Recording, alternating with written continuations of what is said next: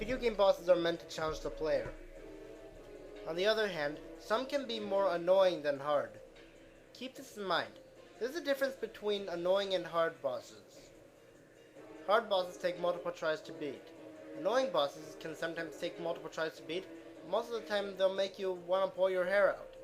After seeing Joshscorcher's list he made last year, it's time for my top 10 most annoying bosses in video gaming history.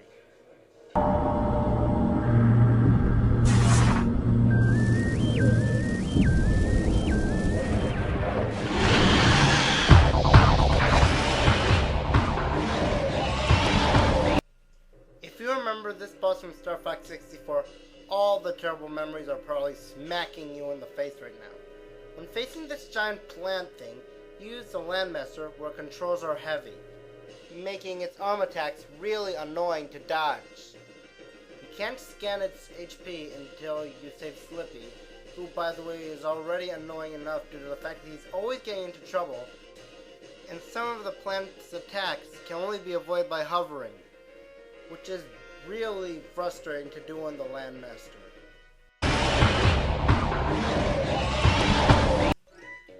Big Bungee Piranha from Yoshi's Island DS frustrated the heck out of me. To beat this boss, you have to wait until it locks its cursor on the ground and push a boulder into the cursor so he bungees down and breaks his teeth on the boulder. After that, shoot an egg at its tongue. Sounds simple, right? You have to do it 3 times. First time, easy. Second time, harder, but still pretty simple. But then the third time is frustrating because he moves back and forth really fast, and right when he locks his cursor on the ground, he bungees down, giving you almost no time to push the boulder underneath him. Grab the boulder, you stupid plant! What's worse than facing Metal Mario? Facing Metal Mario and Metal Luigi at the exact same time. Because they're both metal, they're even heavier than Bowser, making it take forever to send them flying. Thankfully, their weight also means they have poor recovery. This one is a tie between the 2 most annoying bosses in Zelda history. Moldorm from Link to the Past and Puppet Ganon from Wind Waker. To beat Moldorm, you have to hit him in the tail. If you hit him in the wrong spot or get hit by him, he'll knock you back. And if you're not careful, you'll be knocked off the platform and you have to climb back up again and start the entire battle from the start.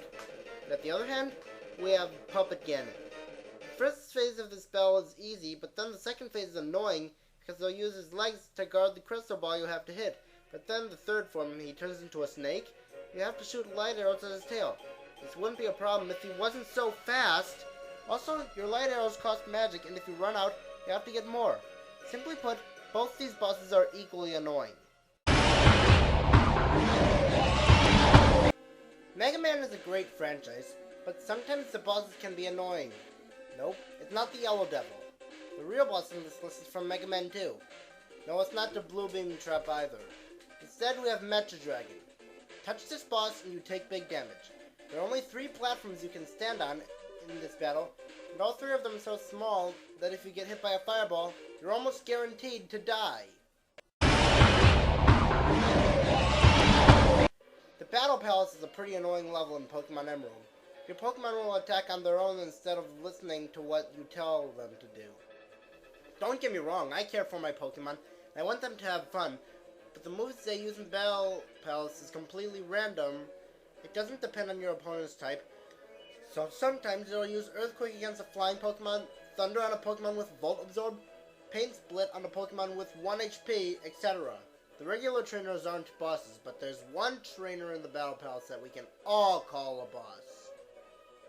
This being the Palace Maven Spencer. He's a pretty likable character, considering the fact he's a frontier brain, not to mention he has a great heart, but as a boss, he's pretty annoying to face. Why? Please refer to the restrictions that I mentioned earlier because I refuse to repeat myself. Joshscorcher was right. Mantis Storm tosses you around like a rag doll. It also leaves a trail of electric slime behind it, which you thankfully can clean up with your FLUDD. This boss is still annoying. I'll admit, it is somewhat fun, considering the fact it splits into two smaller forms when you attack it, but it becomes annoying when they all come after you. Here's the worst aspect of this battle, the one Joshscorcher forgot to mention in his list. If you lose, you have to sit through 10 screens of pointless dialogue before you face it again, and decide whether or not you should take 10 minutes to clean up the slime that's already there to make the battle arena safer or not. Ruler of the Sky from Kingdom Hearts 3 over 2 days. This part takes forever. In the first phase of this battle, you fly after him and destroy its tail. The problem?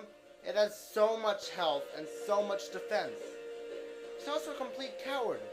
He constantly flies away from you while shooting energy balls at you. He also can create giant ice pillars. Every time you destroy a section of his tail, he flies at you repeatedly while shooting energy balls, then he dives into the water and comes back out. The second phase, you have to wait for him to come to a stop before attacking him. Position yourself carefully so you don't get hit. Thankfully, if you get hit by his coin shooting attack, you'll get more money, but is it worth being constantly damaged?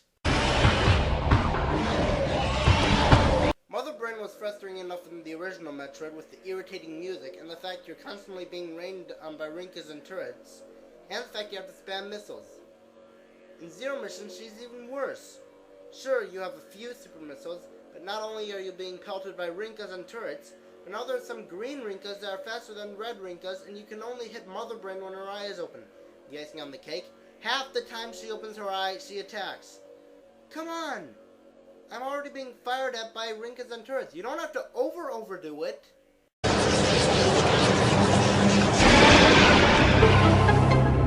Diddy Kong Racing DS is one of the most disgusting pieces of garbage I've ever forced myself to play. The level design, music, and sound effects are horrible, especially the voices. Which brings us our winner, Bubbler the Octopus. You are in the hover car, where the controls are horrible. If Bubbler gets too far ahead of you, you'll have almost no chance of winning.